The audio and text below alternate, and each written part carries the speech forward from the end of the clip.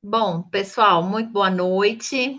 Em nome de toda a diretoria da APECI que está aqui representada nesse evento, primeiramente eu queria desejar feliz ano novo para todos os nossos participantes dos nossos debatendos e para todos os nossos associados.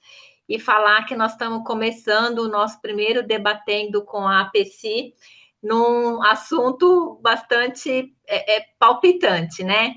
Então, por que a gente resolveu fazer esse primeiro debatendo? Porque quem trabalha com controle de infecção hospitalar já viu, né?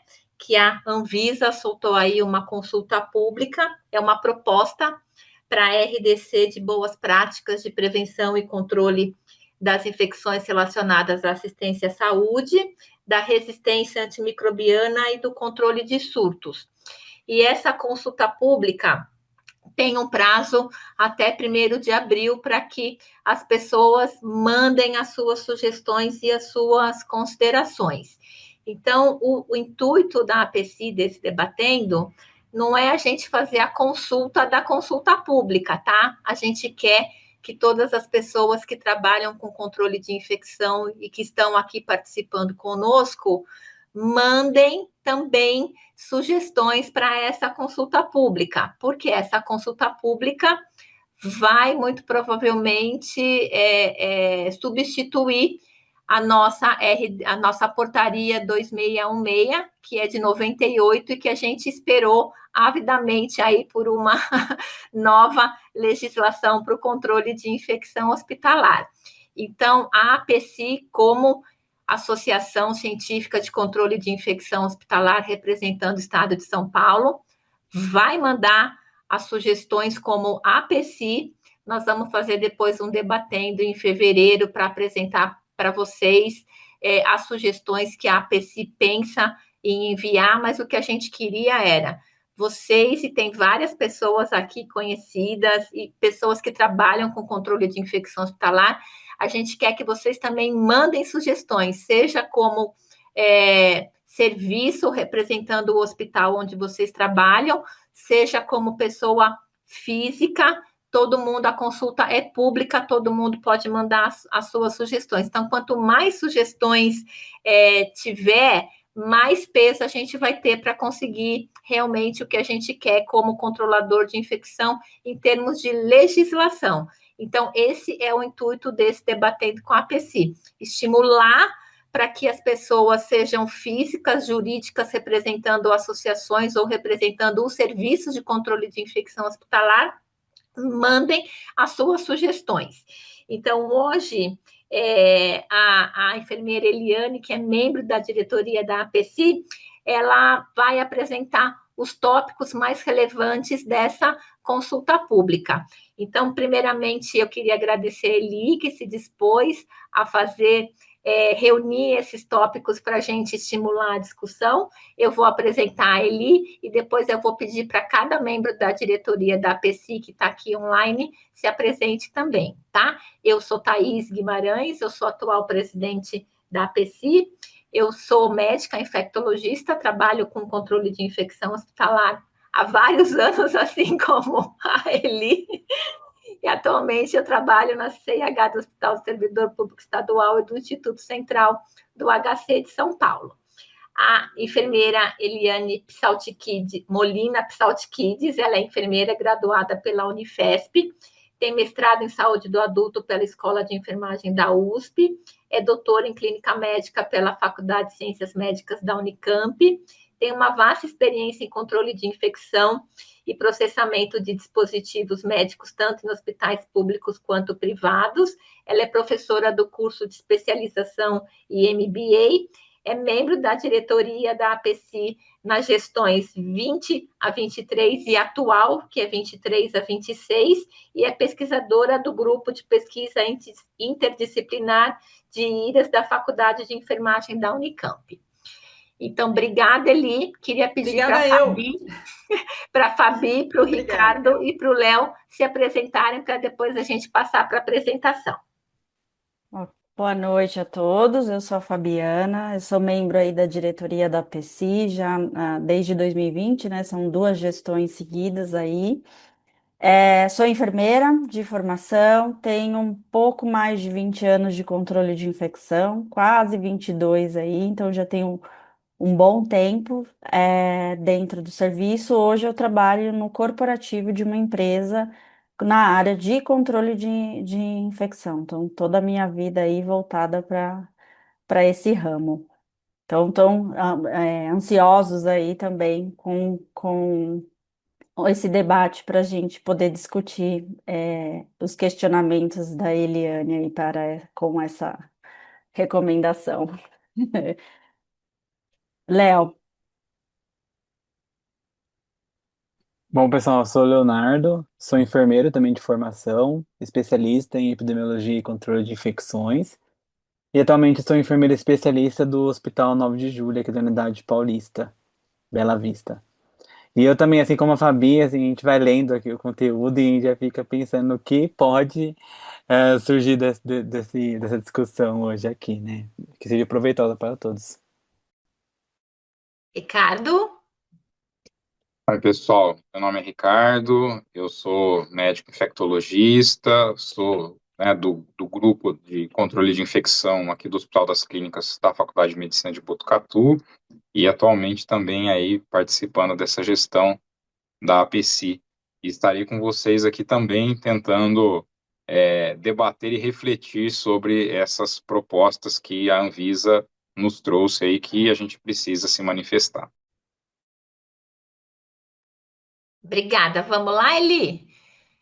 Bora lá, deixa eu compartilhar minha tela aqui. Bom, pessoal, vocês estão vendo minha tela, né? E o objetivo, então, é eu apresentar em 30 minutos para vocês um resumo desta minuta, desta consulta pública, que data de 23 de dezembro de 25, foi publicado no Diário Oficial do dia 26 de dezembro. Então, foi um presente de Natal para a gente, né? Eu amo quando saem essas leis, essas normas na época de Natal. É terrível. E essa minuta, ela se propõe a substituir, e depois a gente vai ver que não é bem assim, né? Não é bem substituir a Portaria 2006 de 98. Então, qual é o meu objetivo nessa apresentação? É destacar os pontos principais dessa minuta, que foi baseada numa análise de impacto regulatório da Anvisa, que eu vou discutir com vocês, comparar alguns pontos com a Portaria 2616 e incentivar uma ampla discussão e envio, como a Thais falou, de contribuições à Anvisa, tanto por profissionais, quanto por serviços de saúde, como por instituições relacionadas. Então, a gente não tem, nesse momento, nenhuma intenção de fazer nenhum parecer da APCI sobre essa questão. Como a Thais falou, em fevereiro a gente vai marcar um debatendo falando sobre uma proposta de parecer que a gente vai enviar, mas a ideia agora não é essa, é a gente trazer a minuta tal como está lá escrito para a gente analisar essa minuta. Gente, esse relatório de análise de impacto regulatório é fantástico. Ele tem 190 páginas. Eu sei que é osso, mas é um documento riquíssimo. Não só para esse momento, para vocês olharem esse documento, mas também para ter esse documento, porque ele faz um resgate histórico do controle de IRAS no Brasil.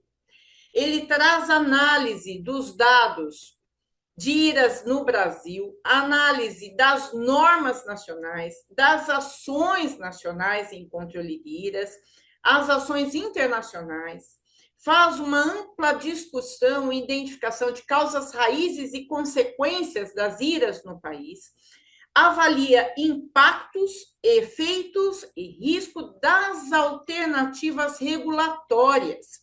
E que alternativas regulatórias eles consideraram nessa análise de impacto regulatório? A primeira era manter tudo como está, manutenção do status quo. Não vão mexer na portaria 2006, deixa como está. Era uma alternativa. A segunda alternativa era fazer uma norma sanitária sobre boas práticas de prevenção e controle de IRAS aplicados a todos os serviços de saúde do país, independentemente do nível de assistência. E a terceira era a revisão dos requisitos de boas práticas para a prevenção e controle de IRAS apenas para hospitais. E aí eles vão, ao longo do documento, discutindo os prós e os contras de cada uma dessas alternativas. E toma-se a decisão de fazer uma norma que atingisse todos os serviços de saúde do país, independente do nível de assistência, e discute quais seriam os possíveis impactos regulatórios desta alternativa sugerida, que envolve melhoria na segurança do paciente para todos os serviços de saúde, melhoria dos processos assistenciais, diminuição do risco de infecção, de morte, de micro-organismos multiresistentes e aumento dos cuidados, inclusive das orientações para pacientes, para visitantes, para acompanhantes, os usuários do serviço de saúde. Então, é um documento que vale a pena consultar, tem um link lá no próprio local das consultas públicas do site da Anvisa. E o que tem de conteúdo nesta minuta? Tem as boas práticas para prevenção e controle de IRAS, de resistência aos antimicrobianos e de surtos em serviços de saúde. Então, veja, não é só unicamente IRAS. E é aplicável a todos os serviços de saúde de todos os níveis de atenção. E a gente tem que tomar um pouco de cuidado ao fazer a comparação com a 2616, porque transcorreram 28 anos. E, obviamente, houve toda uma transformação de conhecimento e da realidade assistencial. Então, hoje, a 2616 está desatualizada, está caduca, ok, mas naquele momento ela foi muito importante e foi muito importante por muito tempo, né? Por muitos anos após 1998. Então, passa o slide. Foi. Parte do primeiro capítulo de definições. Foram 43 definições básicas que a minuta traz para alinhar a interpretação dessa norma. E dentre essas definições, há algumas bem elementares e que estão citadas na 2616, mas tem algumas interessantes, algumas novas e algumas que estavam em outras normas sanitárias e que agora foram compiladas nesta proposta de RDC. Conceitos como bundles, a oficialização desse novo termo, que é a Comissão de Prevenção e Controle de IRAS, e não mais infecção hospitalar. Eles até colocam um DEPARA, que a CCIRAS corresponde à Comissão de Controle de Infecção Hospitalar, eles citam assim, para ficar em consonância com a 2616. O Serviço de Prevenção e Controle de IRAS, então passa a ser o SCIRAS, conceito de estratégia multimodal, de ponto de assistência, que é muito interessante, plano de prevenção e controle de IRAS, que é o PPIRAS, para serviços extra-hospitalares, o programa de prevenção e controle de IRAS, que é o PCIRAS, para ambiente hospitalar, procedimentos invasivos, programa de gerenciamento de uso de antimicrobianos, serviço de atenção domiciliar, surtos em serviço de saúde, dentre outras definições legais. E aí ela inicia trazendo os requisitos das boas práticas para todos os serviços de saúde. Veja só, independentemente do nível de assistência, essas boas práticas passam a ser exigidas. E nesse artigo 5º, eles colocam: o responsável legal pelo serviço de saúde deve garantir que todos os pontos de assistência possuam condições para a higiene das mãos com infraestrutura e produtos, inclusive destacando que requisitos exigidos são para esses produtos, campanha semestral e treinamento sobre higiene das mãos para todos os grupos de profissionais do serviço, noções básicas sobre o uso correto de EPI, avental, luvas, proibições de adornos para mão, inclusive colar, brinco, unhas postiças, proibição de pertences pessoais dos profissionais em áreas críticas, guarda e consumo de alimentos e bebidas em posto de enfermagem em locais similares, uso de roupas privativas, incluindo jaleco e as roupas, os pijaminhas, né, fora do ambiente de assistência. Então, aquelas proibições que algumas até estavam em outras normas, né, são aqui agregadas e colocando que o responsável legal tem que se posicionar para o cumprimento dessas proibições. E o responsável legal deve garantir o monitoramento da qualidade, inclusive da limpeza concorrente e terminal dos setores e dos equipamentos. Isso vale para todo o serviço de saúde. Para os serviços de saúde extra-hospitalares que não realizam procedimentos invasivos, tais como consultórios, ambulatórios, mesmo não fazendo procedimentos invasivos, esses serviços têm que elaborar e implementar ações de prevenção e controle de IRAS, de resistência antimicrobiana e de surtos infecciosos, que contenha, no mínimo, as orientações sobre precauções padrão e precauções específicas, com treinamento admissional e anual para toda a equipe, e o responsável legal tem que designar um profissional com formação de nível superior na área de saúde humana, com certificado de, no mínimo, 20 horas de capacitação em prevenção e controle de infecção, para cuidar dessas ações de prevenção e controle. Esse profissional pode ser o próprio responsável legal deste ambulatório ou deste consultório, ou então o seu responsável técnico. Mas ele tem que ele tem que incorporar essas funções. Se for outra pessoa, essa outra pessoa tem que ter participação nas instâncias deliberativas de tudo que envolve as medidas de prevenção e controle de infecção.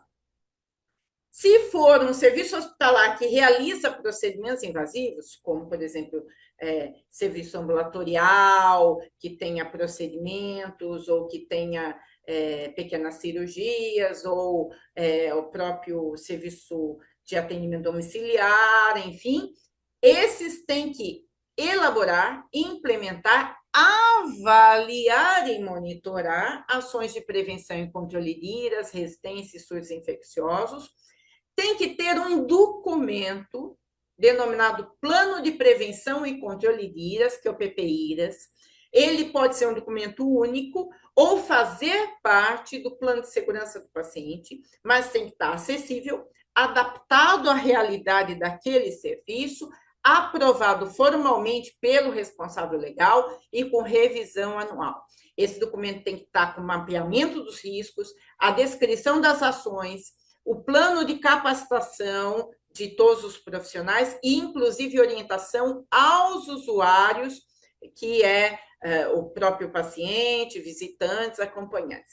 O responsável legal tem que designar um coordenador e um suplente para coordenarem essas ações do PPIRAS. Esses profissionais têm que ser cadastrados na Anvisa, tem que ter nível superior na área de saúde humana, comprovação de, no mínimo, uma capacitação de 40 horas, específico em controle de infecção, e esse profissional tem que fazer uma atualização da sua capacitação a cada 2 anos.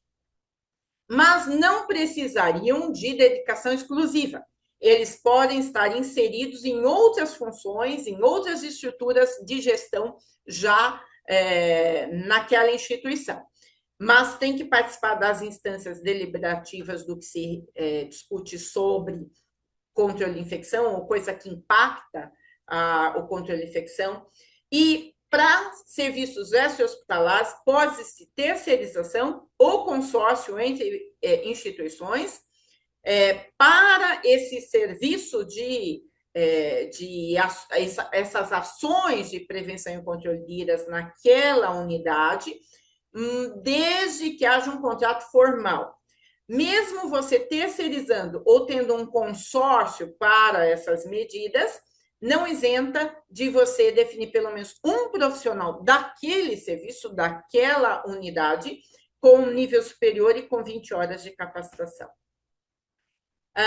Esse responsável legal tem que garantir POPs em vários temas, está lá listado um monte de tema para esses POPs, e que inclui sepsis, processamento de dispositivos médicos, processamento de roupas, condutas para identificação e controle de surto, uso de antimicrobiano, transporte inter e extra-hospitalar, e os profissionais têm que ser capacitados nesses POPs de forma obrigatória e documentada, conforme o seu tipo de atuação, obviamente, e incluindo profissionais terceirizados, alunos, e tem que ter essa capacitação admissional e, no mínimo, anual.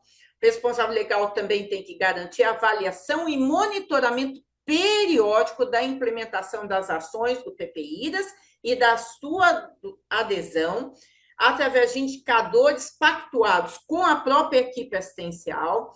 Esse monitoramento envolve a análise, feedback e implementação de melhorias, e essas avaliações têm que ser documentadas e estarem disponíveis para vigilância sanitária. Responsável legal desse serviço hospitalar tem ainda que garantir participação do serviço nesses programas da Anvisa e do Ministério da Saúde de avaliações e projetos relacionados a IRAS, a surtos e a controle de surtos e a resistência antimicrobiana. Tem que garantir também a vigilância, monitoramento, notificação de IRAS, de resistência e de surtos com as condutas de controle, análise, guarda e encaminhamento de amostras e cepas, se for o caso, relatórios trimestrais e feedback às equipes. Bom, então a gente viu isso para serviços extra-hospitalares. E para hospital? Para hospital, a necessidade de elaborar, implementar, avaliar e monitorar um programa de prevenção e controle de IRAS, que é o PCIRAS. O responsável legal do hospital tem que garantir as ações do PCIRAS para todos os setores do hospital, e esse programa tem que ser elaborado e revisado com a participação dos serviços e dos profissionais envolvidos naquele tema, naquelas áreas, no controle de infecção, de forma documentada.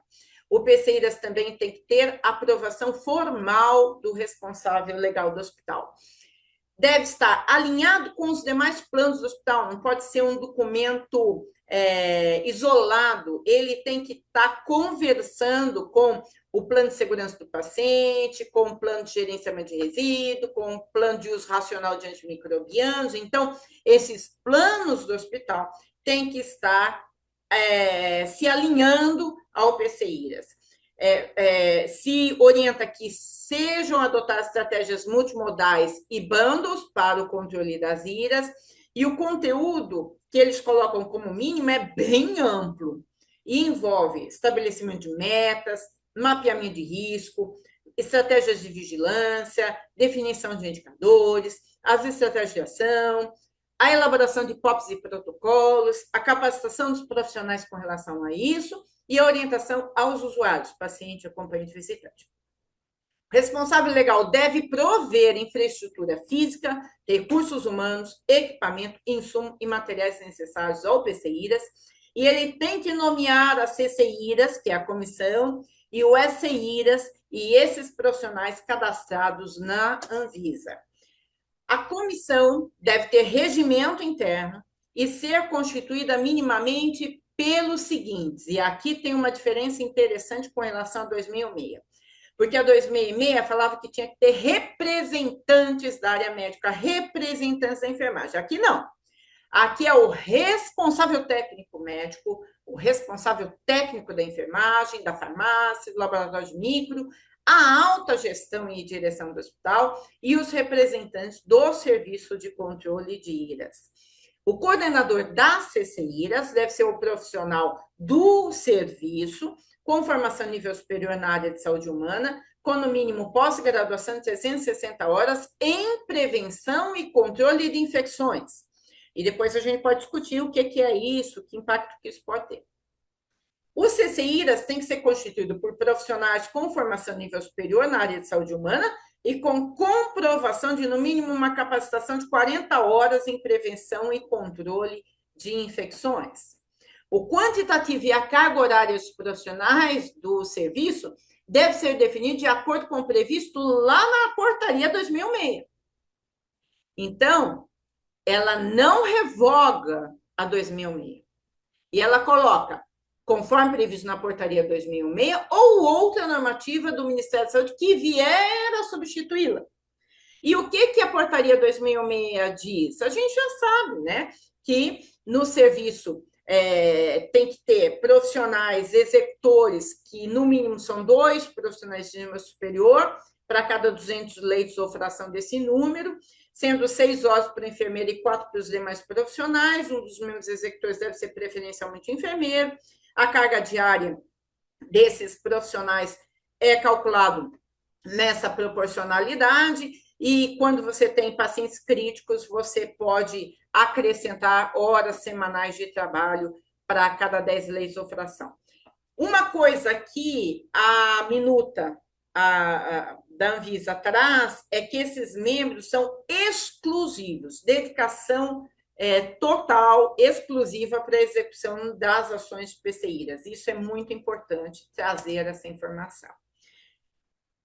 A comissão e o serviço de controle de IRAS têm que estar vinculados diretamente à direção do hospital. Então, acaba com aquela prática que tem ocorrido em alguns hospitais, de colocar o controle de infecção dentro do serviço de segurança do paciente, dentro da área de qualidade do hospital. Então, não. Comissão e serviço de controle de IRAS têm que estar vinculados à direção do hospital.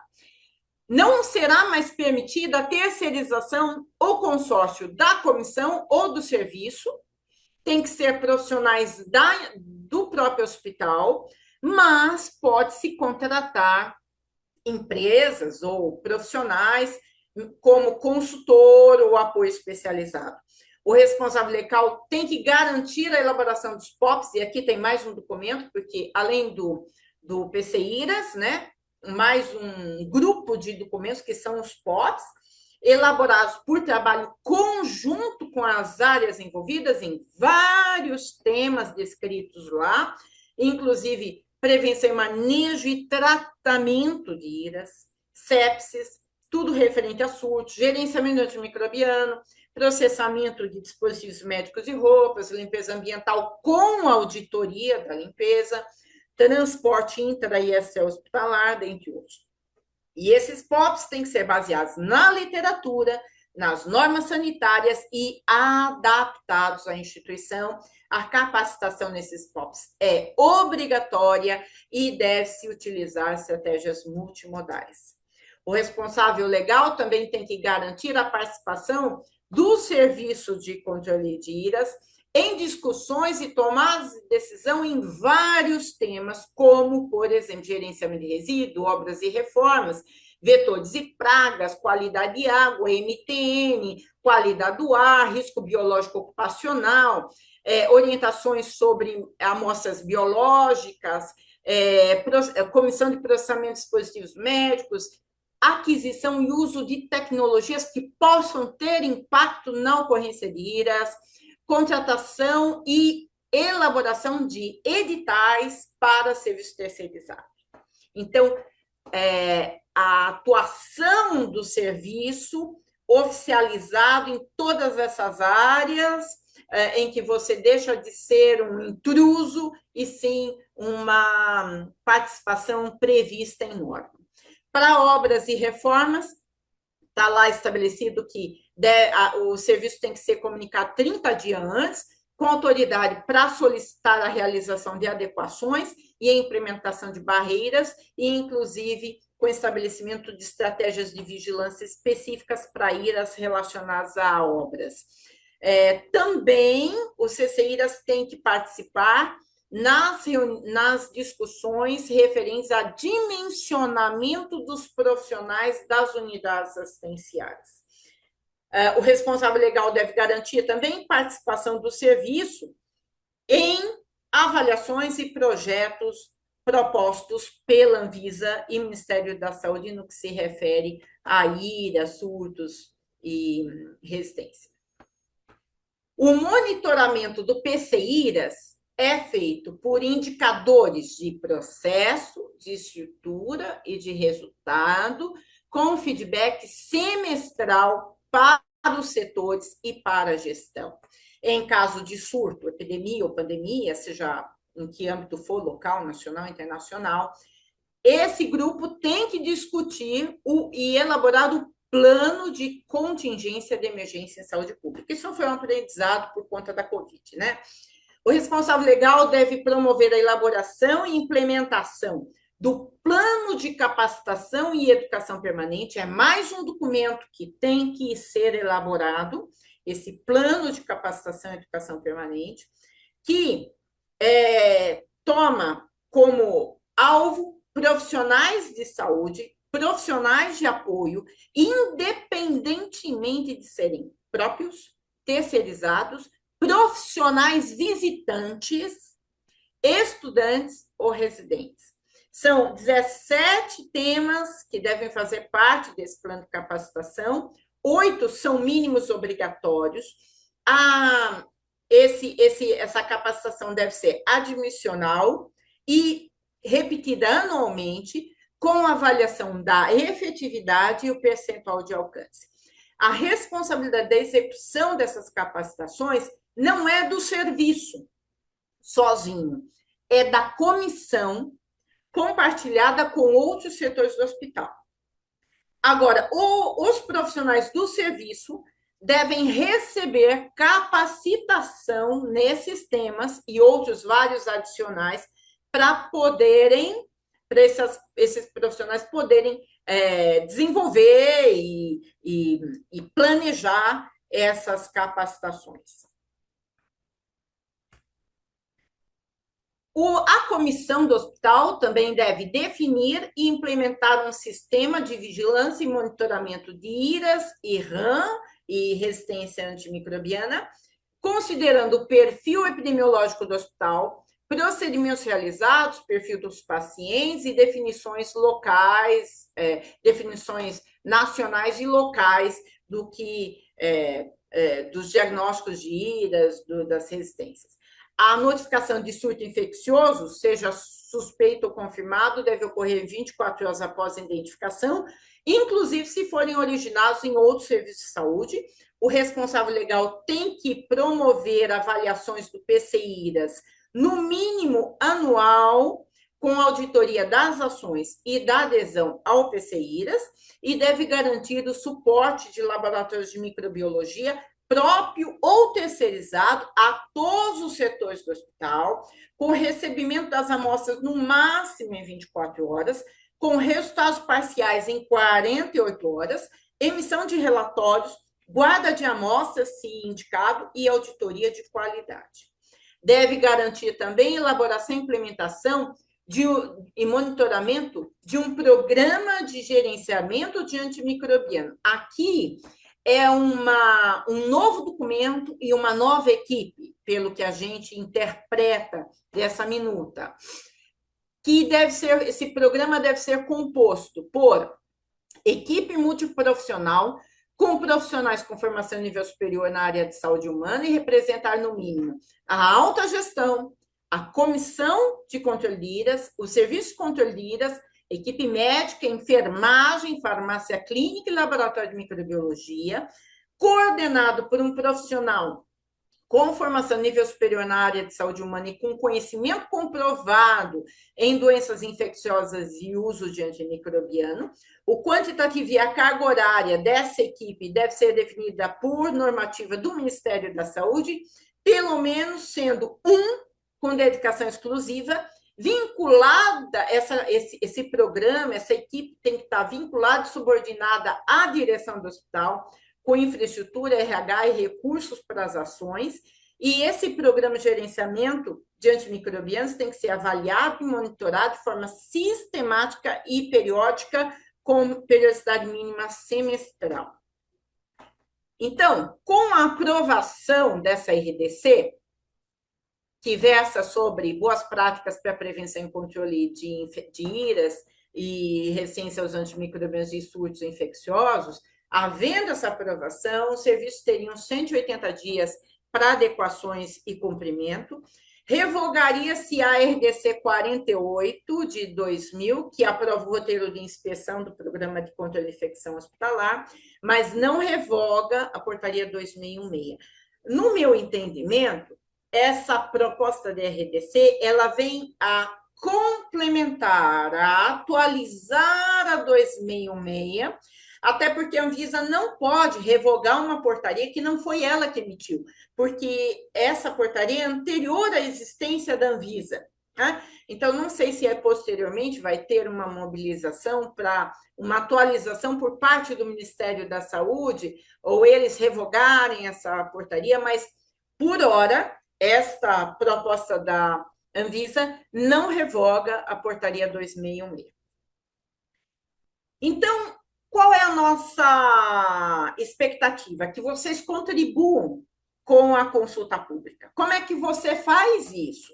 Você entra no site da Anvisa, lá no tópico de consulta pública, você pode fazer uma busca mesmo, até no Google, consultas públicas Anvisa, pá, vai aparecer a página da Anvisa que fala sobre consultas públicas, você vai lá na consulta pública 1371 de 2025, e aqui você vai abrir essa tela, e aqui você pode acessar o formulário para envio das contribuições. E aí vai abrir essa tela, e achei muito legal que de cara ele explica que a consulta pública não é votação, referendo ou enquete. Então, não é o que mais for votado vai entrar, não é bem assim. O objetivo é recolher as avaliações críticas e fundamentadas dos diversos segmentos da sociedade sobre a proposta da norma que está em discussão. Então, é importante a gente participar, mandando a nossa crítica, mandando a nossa análise, se possível, fundamentar com literatura.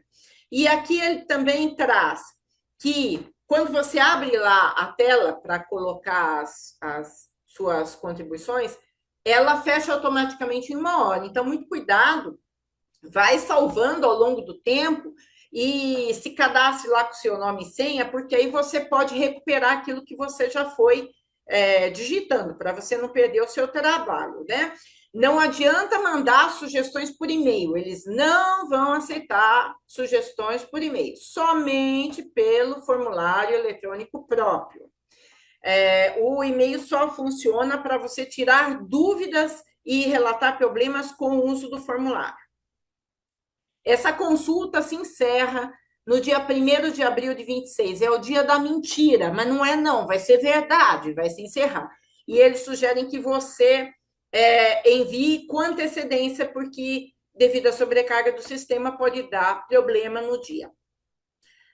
E aí você abre lá a tela e é bem simples, é bem intuitivo, você preenche seu nome, seu e-mail, de que cidade você está, de que local você está mandando a contribuição, se você é pessoa jurídica ou pessoa física, como é que você quer contribuir com essa consulta pública, se você quer mandar, inclusive, referências bibliográficas sobre aquilo que você está solicitando, ou dados, ou evidências sobre aquilo que você está pleiteando, e clica lá em enviar e puf, aí ele vai estar valendo. Né? Então, gente, a hora de opinar é agora. No nosso entendimento, não deve existir uma contribuição uníssona. Não é porque a gente é da PSI que a nossa contribuição vai carregar a fala de todos. Não deve ter uma postura uníssona. Pelo contrário, é a hora de cada serviço, cada profissional, cada instituição dar a sua contribuição, colocar a sua voz, contribuir de forma livre, ampla, profunda, porque nesse momento é que se dá essa oportunidade. Depois que essa RDC estiver aprovada, só nos cabe cumprir. Então, a hora de opinar e de pressionar é agora. E esse é o objetivo da gente hoje nesse debate. Então, é isso, gente. Eu vou parar de compartilhar aqui e fico à disposição. Vamos lá, então, pessoal. Olha, são 10 para as 8. A gente tem aqui 2 horas, né, de debatendo, então a gente pretende encerrar às 9. Tem muitas coisas aí no chat, mas eu queria chamar a atenção que ele colocou muito bem, né? Ela não revoga a 2616. Então, se a gente quiser fazer as nossas contribuições, a gente vai ter que tentar colocar nessa nova RDC o que a gente acha que a 2616 não nos contempla. Então, ele colocou muito, muito bom, né? Eu queria começar, aliás, deixa eu pedir para a Renata se apresentar, que chegou depois, e para a Ju também se apresentar, que chegou depois, que também são membros da diretoria da APC. Meninas, por favor. Meu nome é Renata Lobo, eu sou enfermeira. Eu trabalho no Sírio-Libanês há 15 anos e no controle de infecção há 23, que estava muito ansiosa pela nova edição da 2616. Eu não sei se vocês lembram a data, mas eu acho que teve um movimento de consulta pública e eu fiquei tão ansiosa, então agora vai, né? Então, vamos lá fazer as contribuições como a Eli falou, é agora, depois não adianta reclamar, né? Não que vai ser aceito tudo, mas a gente vai fazer a nossa contribuição, cada um de nós. Obrigada. Ju? Boa noite. Então, eu sou a Juliana, eu sou enfermeira também, trabalhei 10 anos no controle de infecção. Hoje eu trabalho na Redditor como consultora de qualidade, e aí eu tô tendo a oportunidade de ver aí, de ter uma visão mais macro de todos os SCHs que a gente atende, aí, que contempla na rede. E aí eu consigo ver o desdobramento aí do que a gente tem como legislação e o que a gente pode melhorar, né? Tanto vivendo na pele, tudo que a gente já viveu aí como CCH e hoje do outro ponto de vista, né? Como qualidade. Então, acho que é importante a gente opinar, né? Depois não adianta reclamar ou só engolir. Então, é importante a gente entrar lá, fazer nossa contribuição, e a ideia é a gente debater esse assunto aqui, que é tão polêmico, mas que vai nos guiar aí nos próximos anos aí. Obrigada, viu, meninas? Então, vamos lá, pessoal. O pessoal aí da diretoria, me ajudem aí, porque Thaisa, as angústias são eu fui muitas. lendo ao longo das colocações, tem várias colocações, mas eu acho que tem, assim, tem 2 pontos é, que foram colocados aqui. É a questão que fala do profissional, né, ou em especial aí o profissional médico, a carga horária, dizer que a questão da pós para fazer coordenação, isso aqui teve bastante debate aqui, e outra questão é o aumento não, eu acho que é a melhor descrição de todas as atividades que o SCH hoje não, já há um tempo já faz, que na 2616 não tem tão descrito, detalhado assim, mas que ela coloca essa questão da gente utilizar a 2616 para RH, e ela não, e acho que era esperado de todos a questão de falar das doenças compulsórias, né? Toda a vigilância relacionada a isso, que ele não traz nada de uma estratificação ou de um recurso relacionado a isso. Acho que esses foram os temas que eu vi que mais pessoas também colocaram, mas vou fazer uma volta aí nos outros para trazer aqui depois da gente conversar um pouquinho sobre isso. Agora posso falar? Pode falar. Agora ficou mais claro, assim, que uma complementa a outra, né? Porque realmente não falou dessa parte de vigilância epidemiológica, significa o quê? Que a gente vai ter que seguir o que está na 2616. Gláucia, lamento informar, mas eu acho que a gente tem que se movimentar aí, né, em relação a isso, porque vai continuar como está, e, claro, a gente tem que ter muita parceria, né, com o serviço, com o núcleo de vigilância epidemiológica, até para ter as nossas ações em pronto atendimento ou dentro do hospital, mas que seja somente de responsabilidade nossa, como é hoje, em alguns serviços, dá uma sobrecarga de trabalho enorme e as taxas de infecção podem até cair quando tem surtos de dengue, por exemplo, porque a gente não consegue fazer outras coisas a não ser fazer notificação, doenças de notificação. E o sistema ainda é muito arcaico, tem que pegar a ficha do BOI, escanear, são coisas assim que não dá para acreditar que fazemos isso ainda. Então, eu acho que é um ponto muito importante para esmiuçar ali na discussão. Então, eu acho que esse é um ponto em comum a todas as pessoas que trabalham no controle de infecção. Então, acho que vale a pena a gente solicitar, né? E aí, de novo, pedindo para que todos façam as suas considerações, para que tenha núcleo de epidemiologia separado do controle de infecção hospitalar. Mas eu acho que esse não é o principal problema, gente. Eu acho que o principal problema é justamente se não vai revogar a 2616, a gente tem que tentar colocar nessa RDC quais são os profissionais que devem fazer parte do SCIRAS, qual o quantitativo não baseado na 2616, mas baseado na complexidade. E mais, gente, cadê o médico, né? É profissional da área da saúde, não está dizendo que tem que ter médico. E se a gente faz controle de antimicrobianos, precisa minimamente de um médico. E eu vou esmiuçar aí a discussão. Esse médico, na minha opinião, tem que ter formação em infectologia, porque se a gente não colocar isso agora, a gente não valoriza a nossa especialidade, gente. Quem faz controle de infecção hospitalar, quem tem formação para fazer controle de infecção hospitalar, é quem fez especialização em infecto. Não estou falando infecto hospitalar. Estou falando infectologia, porque na carga horária do residente, em programa credenciado, vai 30% em controle de infecção hospitalar. Tá? Então, aí queria ouvir um pouquinho, tá cheio de gente da diretoria levantando a mão. Eli. Deixa eu ligar aqui. Então, com relação ao núcleo de epidemiologia, tem 3 citações na minuta sobre o núcleo de epidemiologia. As ações do PCIDAS devem estar alinhadas com o plano de segurança do paciente, o programa de gerenciamento antimicrobiano, bem como as ações do núcleo hospitalar de epidemiologia do hospital.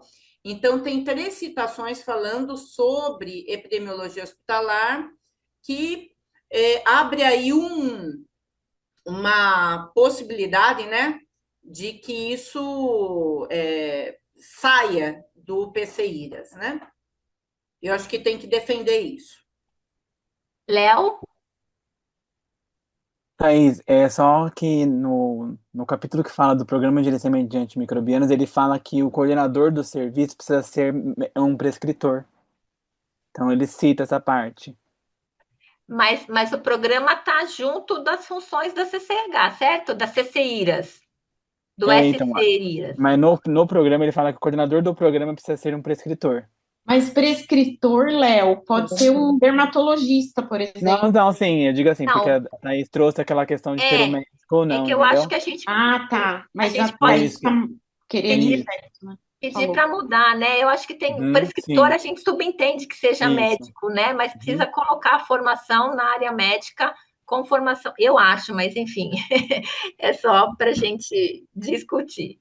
Não, eu acho Deixar que tem melhor muito descrito, né? isso, Melhor descrito. bem Porque como essas cargas horárias de especialização também, né, Thaís? Porque eles colocarem 20 horas, ou para quem é extra-hospitalar, e 40 horas não é suficiente, né? A gente sabe que Exato, Léo. uma pessoa com 20 horas de formação, ela não consegue nem saber o que é uma Isso. vigilância epidemiológica. Exato.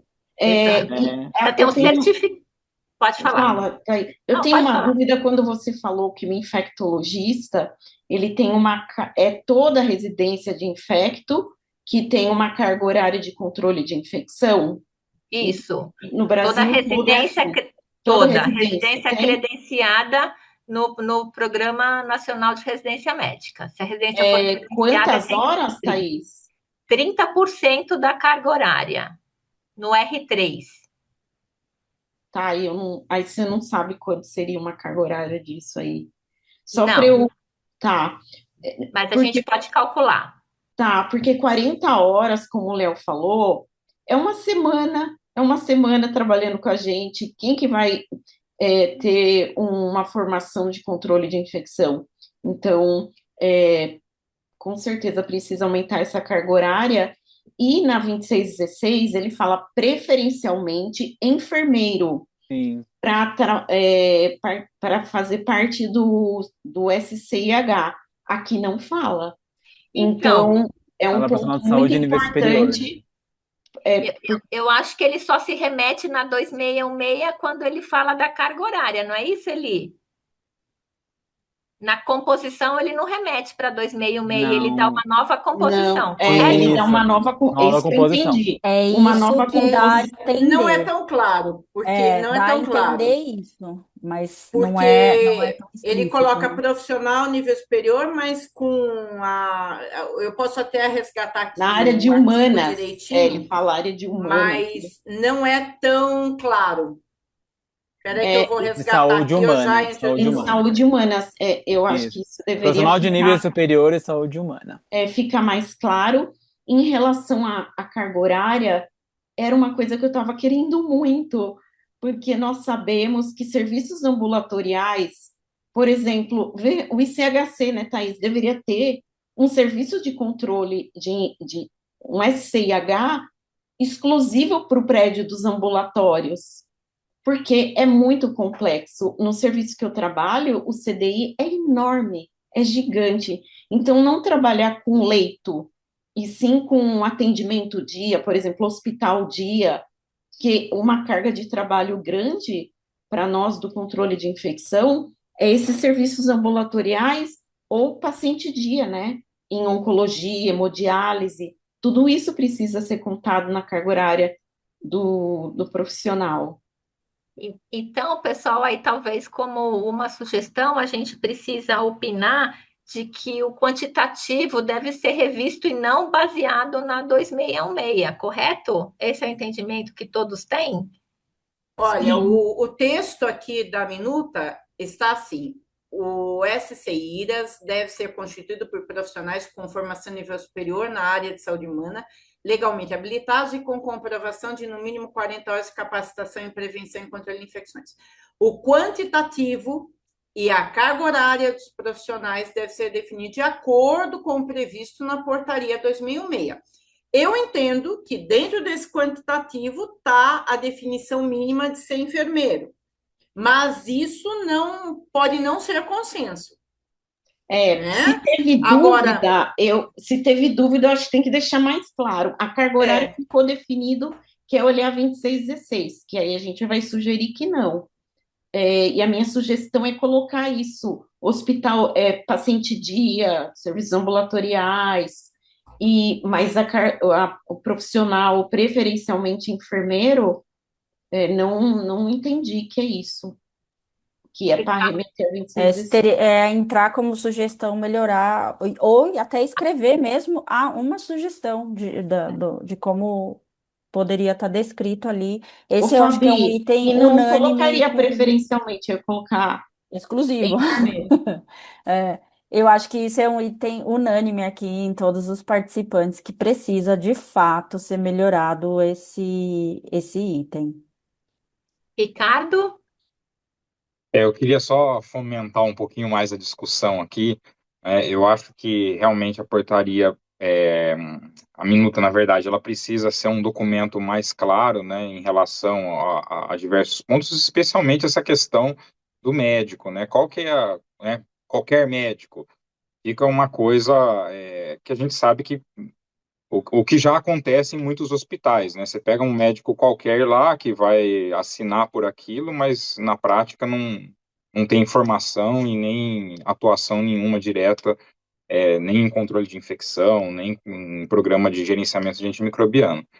Eu acho que a questão de colocar o infectologista, ela é fundamental, acho que isso tem que aparecer, certamente, mas eu também fico pensando, porque assim, nós temos outras especialidades médicas que se envolvem muito dentro do controle de infecção e do gerenciamento de antimicrobianos, como, por exemplo, os pediatras, às vezes alguns outros clínicos, e eu acho que a gente também não deve, o documento ele tem que aparecer de uma forma que a gente também não impeça que essas pessoas possam atuar, até porque a gente tem profissionais de altíssima qualidade, que não são infectologistas, mas que estão atuando, que tiveram uma formação naquilo. Então, eu acho que o documento ele tem que vir claro, né, qual é a formação que essa pessoa tem que ter para poder executar aquela função. E não simplesmente colocar, tipo, um prescritor. Eu acho que tem que ter, ele tem que estar mais claro a sua formação, que eu acho que isso é uma maneira da gente poder colocar.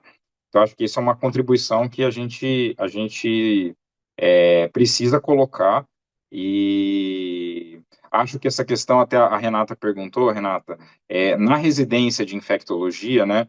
Então, assim, as residências que são credenciadas pelo MEC, porque a gente sabe que existe residência que não tem credenciamento do MEC, então as que são credenciadas pelo MEC, que seguem aquilo que o Conselho Nacional de Residência Médica exige, a residência de infectologia ela tem lá 30% do R3 em controle de infecção, que corresponde a aproximadamente em torno de 500 horas. Então, é uma carga horária razoável, que, em geral, né, para o infectologista de modo geral, ele sai com uma noção adequada, especialmente se ele tiver num serviço que ofereça um treinamento adequado, né, dentro desse quadro. Então, de modo geral, a residência de infectologia oferece isso, mas a gente sabe que tem residências que não têm isso, ou tem uma carga horária muito pequena, existem esses problemas. Mas eu acho que se a gente for adentrar muito nesse aspecto, o documento ele fica muito, vamos dizer assim, complexo demais, e talvez a gente não consiga chegar em lugar nenhum. Então, eu pontuaria muito nessa questão. Tem que ter, qual a formação mínima? Ele tem que ser infectologista, ou ele tem que ter feito um curso, ou ter um tempo de formação de tantas horas. Concordo que esses tempos colocados são ridículos. 20 horas e 40 horas não é nada, gente. Isso é um curso de fim de semana que a pessoa faz e que fala lá que tem alguma formação. Não dá para contar isso. É diferente dela ter feito um curso com durabilidade de 1 ano, 2 anos, 3 anos, e que, obviamente, eu acho que a gente tem que reforçar. Eu acho que é um ponto que a gente precisa contribuir.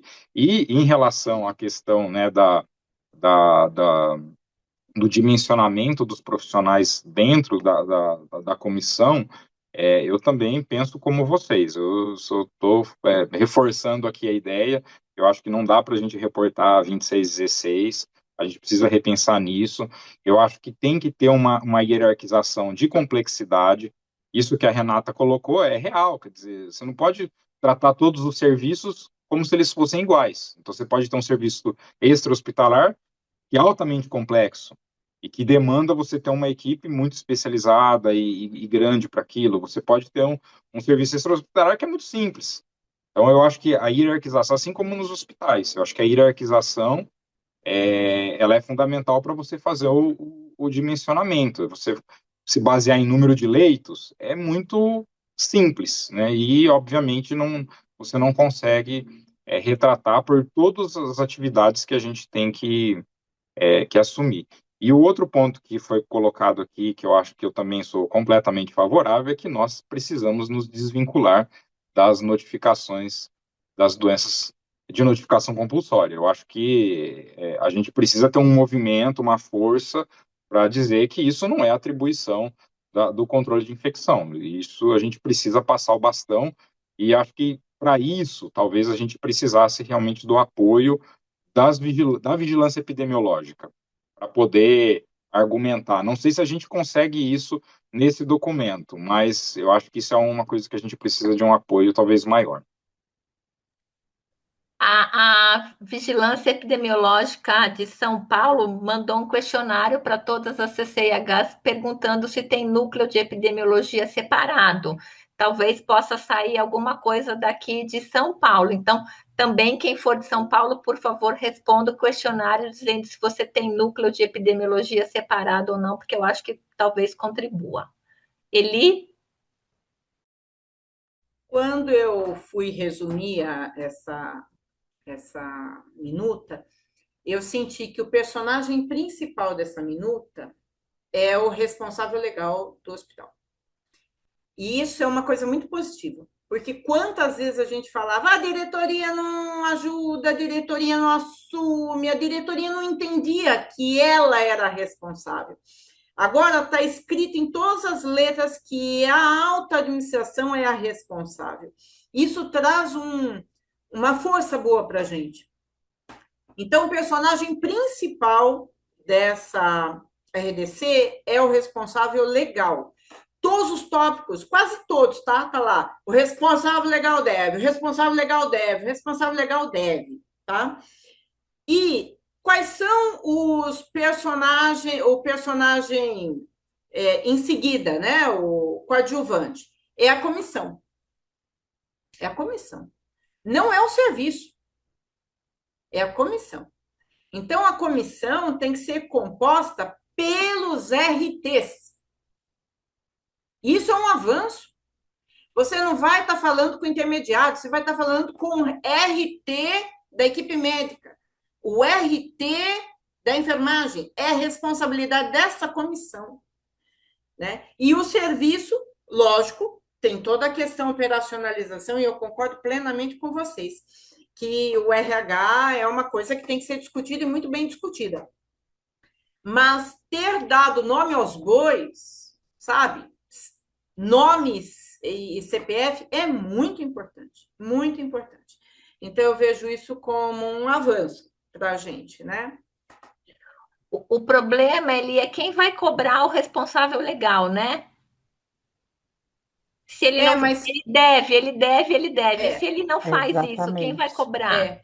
Mas assim, e o fato de estar isso numa resolução nos ajuda.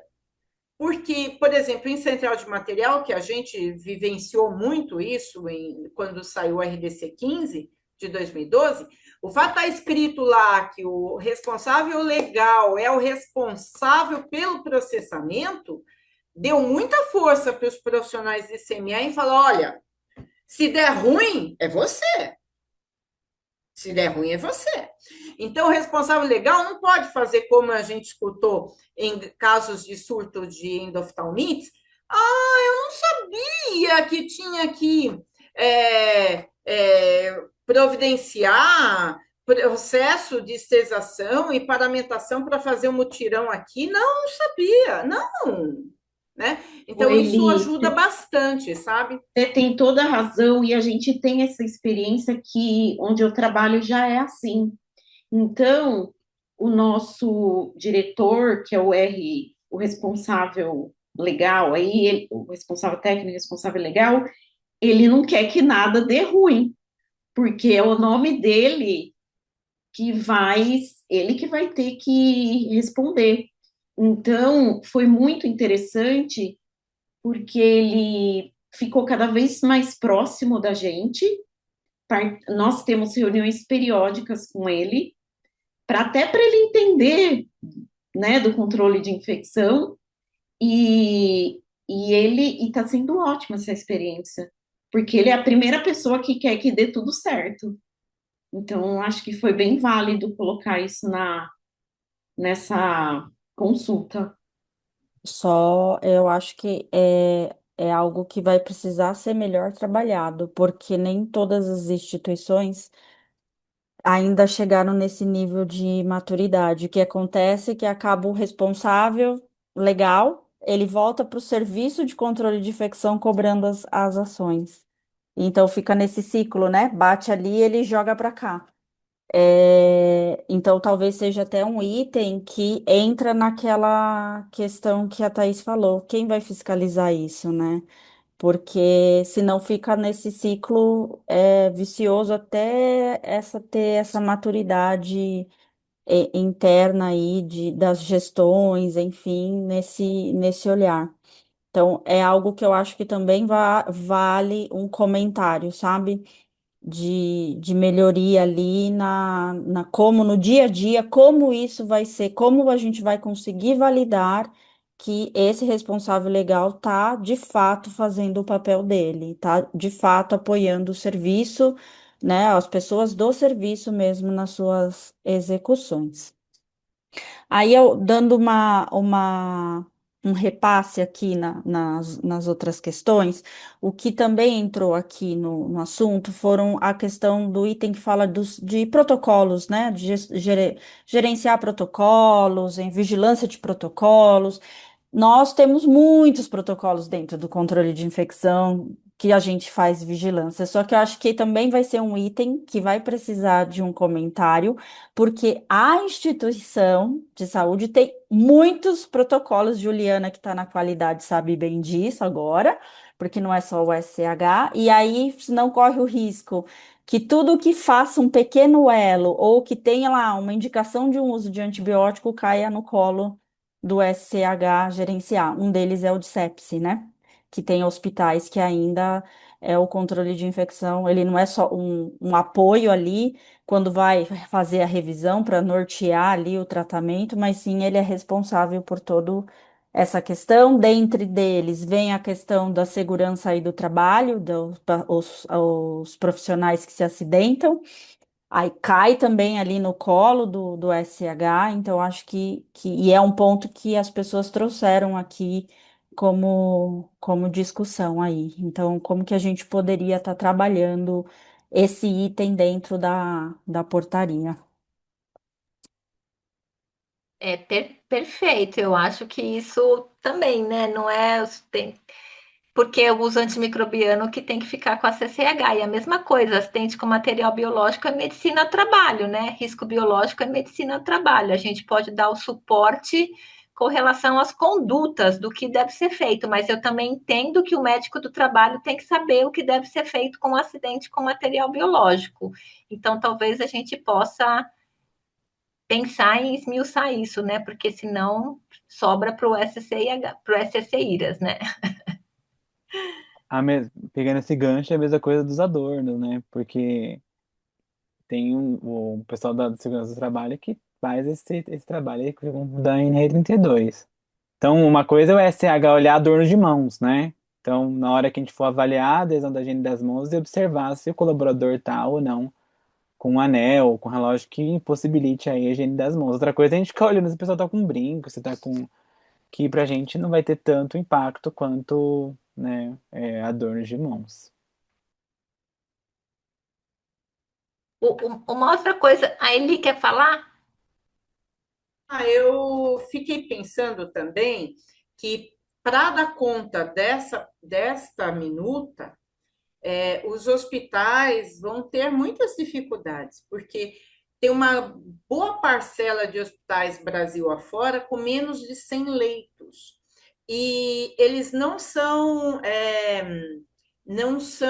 sustentáveis, né? Então, para você ter todas as estruturas que envolvem uma boa assistência, uma segurança ao paciente, toda a questão envolvendo o controle de IRAS, num hospital pequeno, vai ser osso dar conta disso, hein? E é uma realidade de muitos locais, em hospitais públicos e privados, com menos de 100 leitos, e muitos até com menos de 50 leitos. Então, nesse sentido, ter proibido o consórcio, eu não sei se foi uma boa, porque você ter um grupo bem especializado que presta serviço de prevenção e controle de infecção para hospitais pequenos, para vários hospitais pequenos, e ter uma pessoa ali, eu concordo que tem que ter alguém do próprio serviço, em tempo integral, cuidando disso, tá ok? Mas toda essa estrutura, eu não sei se o hospital pequeno vai dar conta de fazer isso, não. Então, eu fico pensando se essa coisa do consórcio, da terceirização, não foi um tiro no pé. Mas, enfim, né? Tinha esse comentário aí, eu também concordo, eu não vejo nenhum problema em ser consorciado, né? Ricardo, Eu só queria reforçar isso que a ele colocou, porque eu também sou totalmente de acordo, e eu acho muito isso, Eli. A gente tem uma quantidade enorme de hospitais pequenos no Brasil. E esses hospitais, eles não conseguem manter uma comissão, né, um serviço com pessoas especializadas, capacitadas. Eu vejo, porque assim, aqui em Botucatu, né, a gente tem muitas cidades pequenas no entorno de Botucatu, e hospitais pequenininhos. E, na verdade, na prática, eles não conseguem ter uma comissão. Então, eles têm um faz de conta ali. A gente sabe que aquilo ali não é real, né? Que não é uma comissão para valer, que realmente faz tudo aquilo que a gente espera que uma comissão de controle de infecção faça. Então, eu acho que proibir o consórcio, eu acho muito complicado, porque e permitir, que na verdade eles permitiram o consórcio para serviços extra-hospitalares, mas proibiram para o hospital. Mas eu acho que para o hospital pequeno, ele é quase um ambulatório, né? Se você pensar, tem um hospital lá de 20 leitos, de 30 leitos, ele vai bancar uma estrutura para ter uma comissão toda para ele, é muito difícil. Então, acho que deveria ter realmente um olhar maior para esses hospitais pequenos. Eu acho que o consórcio é a solução para eles. E concordo, tem que, obviamente, você vai ter um profissional fixo em cada hospital, mas teria um consórcio que permitiria você, né, ter profissionais mais adequados e capacitados para fazer esse controle. Eu acho que isso é um ponto-chave, e eu acho que se ficar da forma como está nessa minuta, eu acho que a gente tende a persistir os erros que vêm sido cometidos, que é manter comissões fakes aí, né, de controle de infecção. e a contratação pessoa jurídica tem vantagens financeiras, né, gente? Então, precisa pensar nisso também.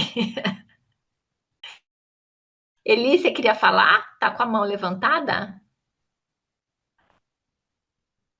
Não, tinha abaixado, tinha Então abaixado. tá bom. Uma outra coisa que acho que surgiu aqui, Fabi, me ajuda, é com relação à devolutiva dos indicadores semestral, é Isso, isso? era isso. Esse depois a gente tem a questão de obras, controle de água, enfim, mas vamos falar esse de devolutivas, o feedback aí dos indicadores, análise, enfim, acho que Que tá vocês acharam? complexo esse complexo, teve que semestral, né?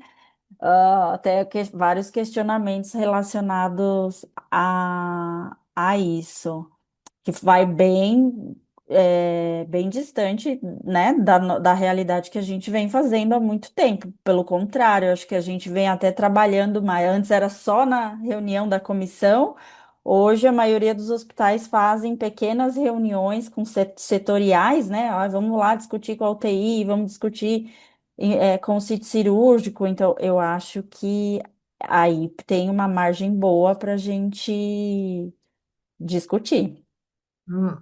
Mas você acha que o semestral é muito, deveria ser menor, é isso? Eu acho que fica muito vago a gente Ou pôr, minimamente semestral, né?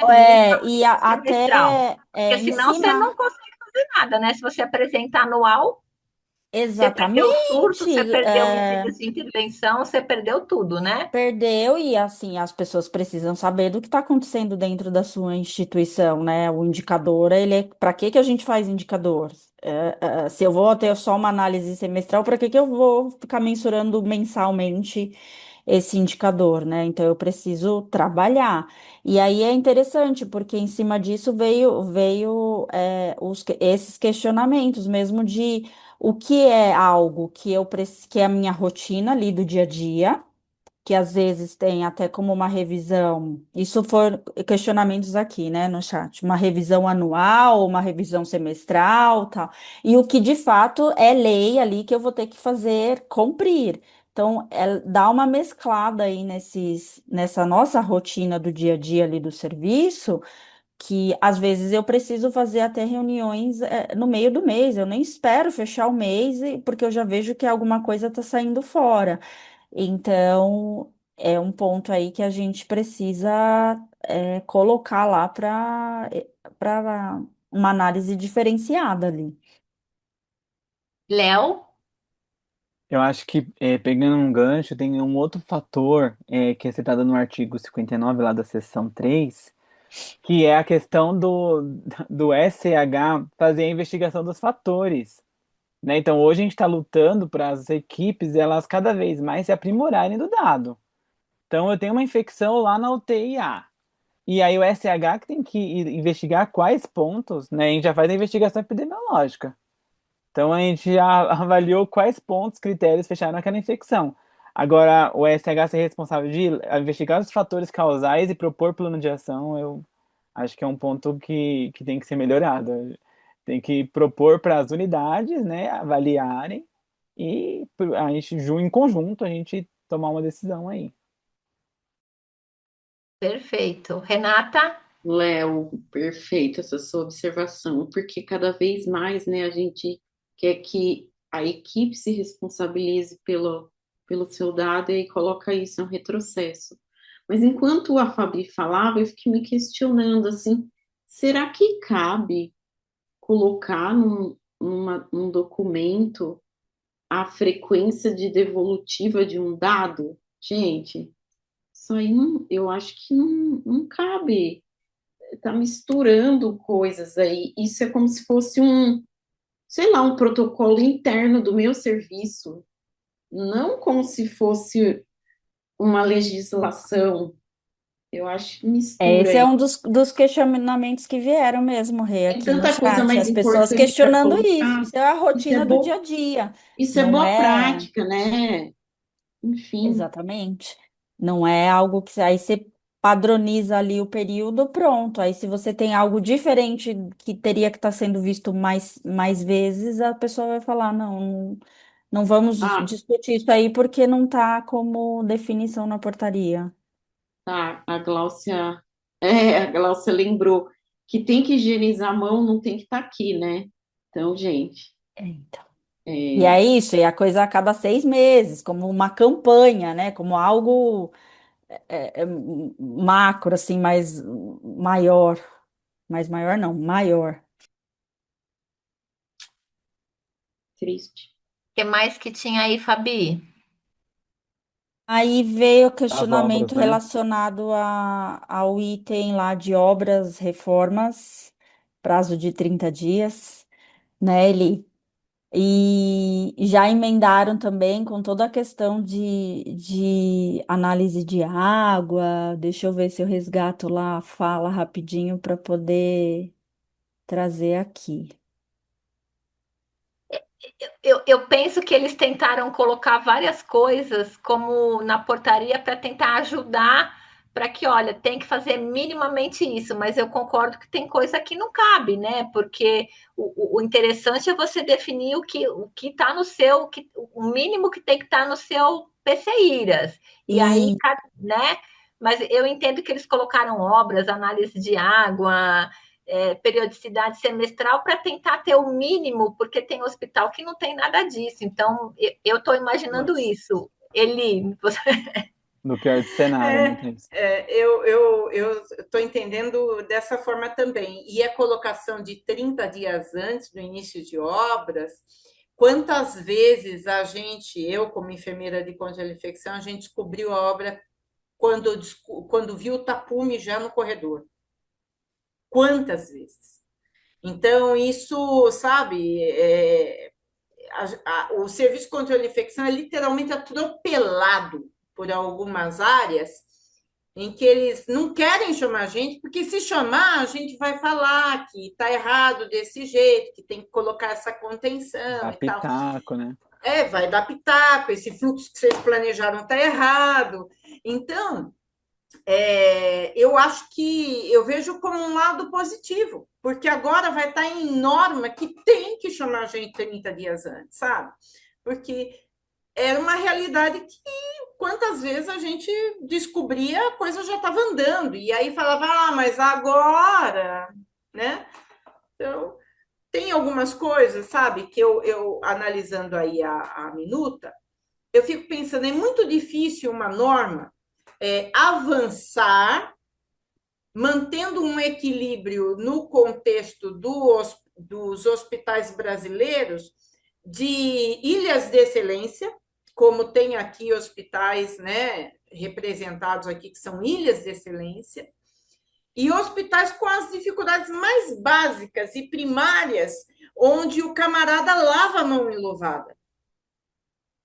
Então, esse equilíbrio na norma, eu acho que deve ser um grande desafio para o legislador, né? Então, eu vejo algumas coisas que estão ali detalhadas que talvez não precisaria estar. O fato de estar escrito aquilo que não precisaria estar, eu não vejo como grande problema.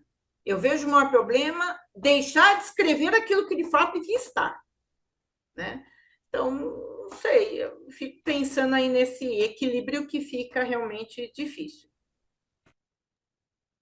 Léo?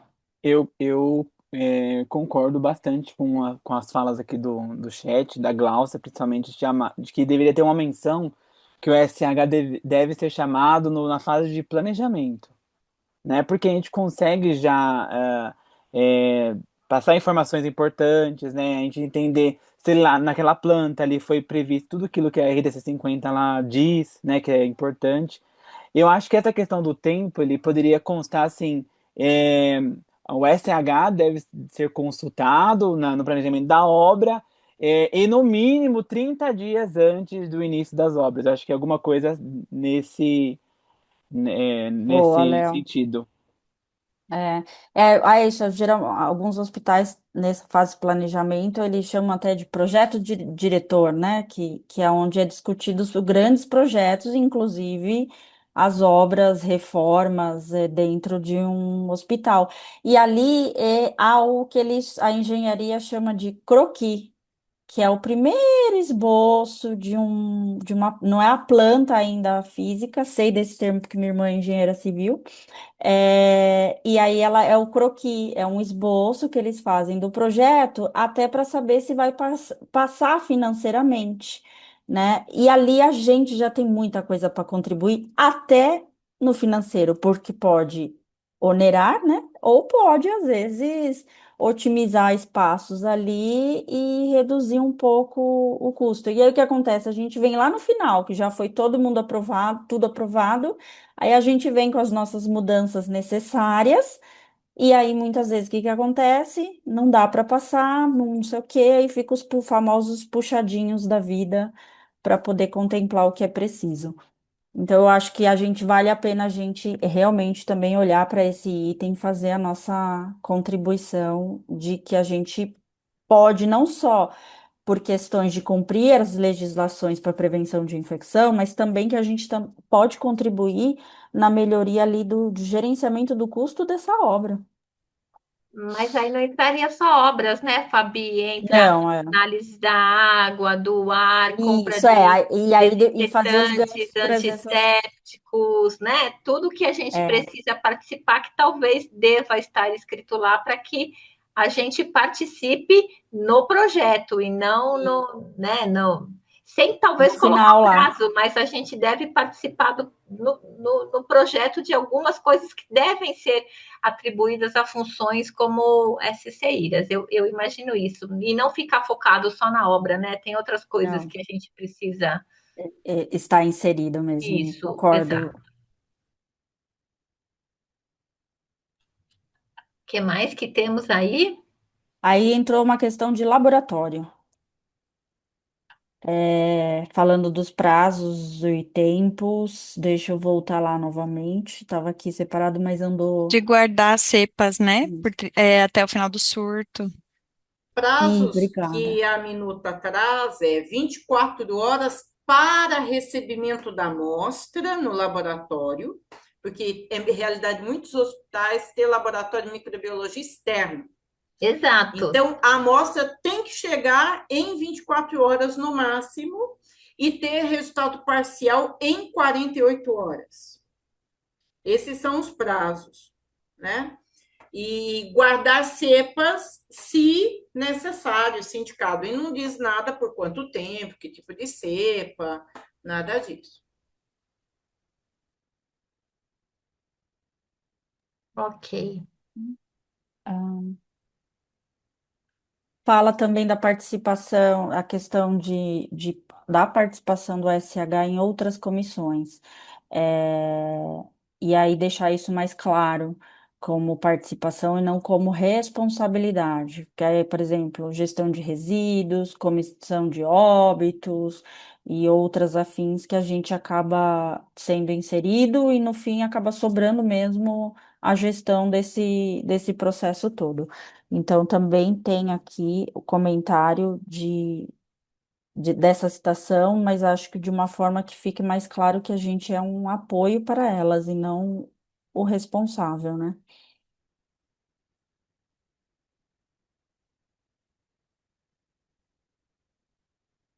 O Fabi tem um ponto que ninguém trouxe aqui, mas eu acho que é interessante, que ele cita a questão da participação do SH no cálculo de dimensionamento da equipe assistencial. E eu não entendi muito bem como a gente poderia contribuir, não sei. A gente vai dizer, olha, minimamente precisa ter tantos colaboradores para não ter infecção, acho meio over.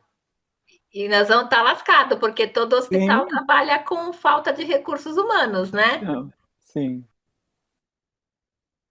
Exatamente. Eu Essa acho é que esse uma bucha enorme, né?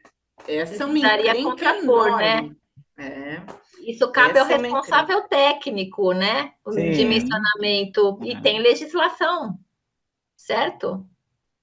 Para Sim. alguns setores tem legislação, tem para a enfermagem tem os cálculos do COFEM, enfim, é uma encrenca enorme. Então, já Talvez o tem que a gente legislação muito bem definida, né? Não precisa estar vinculada a isso ao SH, nem não só porque já existem essas legislações, mas como também não é competência nossa mesmo olhar isso.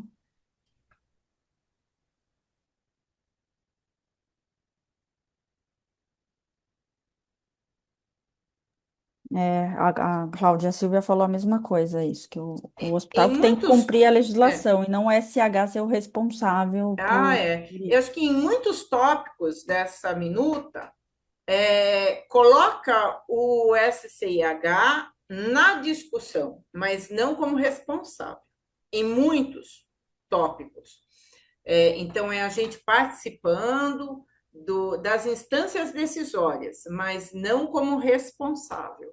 E do RH é um deles.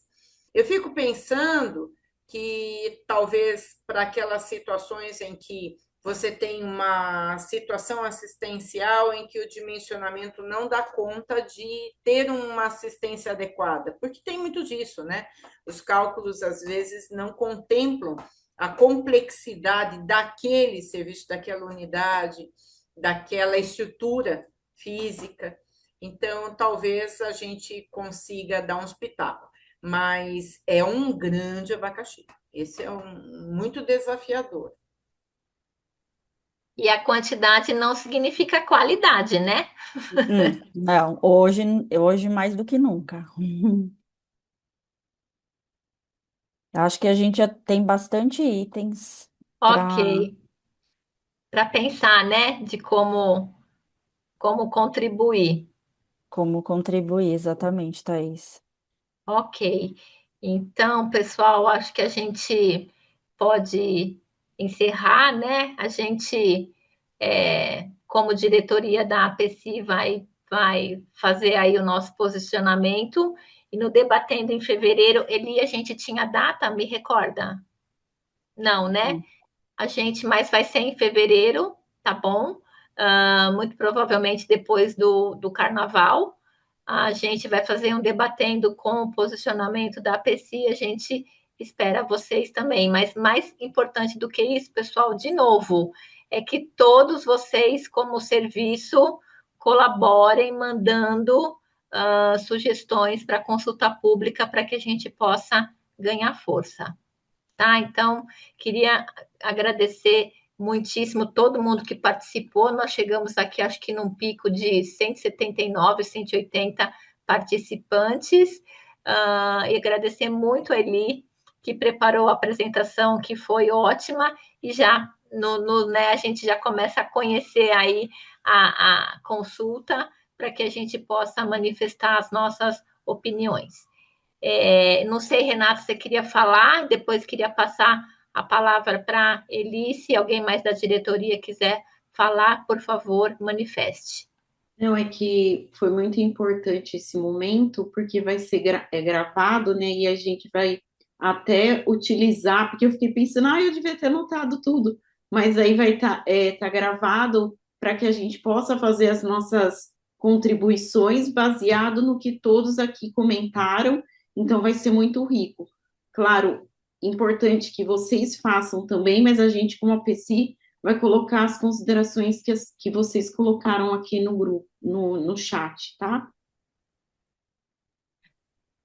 Alguém mais quer falar antes da Eli encerrar? Agradecer. Agradecer todo mundo que participou, agradecer vocês todos aqui, os colegas daqui da APC. E que todos, né, contribuam, todos, porque acho que esse é o nosso momento, é a única força que a gente tem, porque se bater lá várias colocações, eles vão parar para olhar. Se haverá modificação ou não, isso realmente a gente não sabe o quanto vai acontecer, mas eu acho que é a única forma que a gente tem de conseguir alguma coisa. E a gente pode fazer isso, como a PSI vai fazer, nós individual vamos fazer, e acho que como grupo de trabalho, né, pela instituição, aí conversa com sua diretoria, se realmente às vezes pode entrar como, utilizando aí como serviço do Hospital X, eu acho que é válido, porque aí a gente ganha cada vez mais força nesse processo. É isso. Mais alguém? Eu acho que é só importante ressaltar essa questão que a Rê falou sobre a disponibilização no YouTube, que ela demora um prazo, tá, gente? Então, de 7 a 15 dias é o prazo que a gente consegue subir lá na plataforma, tá? Fica disponibilizado, mas a gente tem esse período aí que é preciso editar tudo, o Randolfo que vai nos apoiar com isso. Eli, então? Eu queria agradecer e ressaltar que, assim, não há uma contribuição que seja única. Apesar da PSI estar propondo discutir em fevereiro uma contribuição que vai em nome da PSI, não quer dizer que todo mundo tenha que esperar fevereiro para saber qual vai ser a contribuição da PSI, qual vai ser a opinião da PSI. É importante que todos mandem a sua posição, a realidade do seu serviço, porque isso é muito importante. A Anvisa tem que entender que tem hospitais de 1.000 leitos, que são pontos de excelência, e hospitais de 50 leitos, e serviços extra-hospitalares que vão ter que também ter agora um plano de controle de IRAS, que eles nem cogitavam, né? Ter equipe para isso. Então, é muito importante que todo mundo opine mesmo e mande um reflexo da sua realidade. Eu acho que essa norma propõe alguns avanços interessantes. A gente não quero aqui só destacar as dificuldades, mas destacar os avanços que essa norma se propõe a trazer. E a gente reconhecer também os avanços é importante nesse nosso posicionamento. É importante falar, eu não gostei disso, mas gostei disso, é importante isso.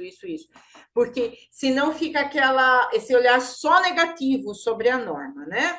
Então é importante também destacar o que foi bom dessa norma.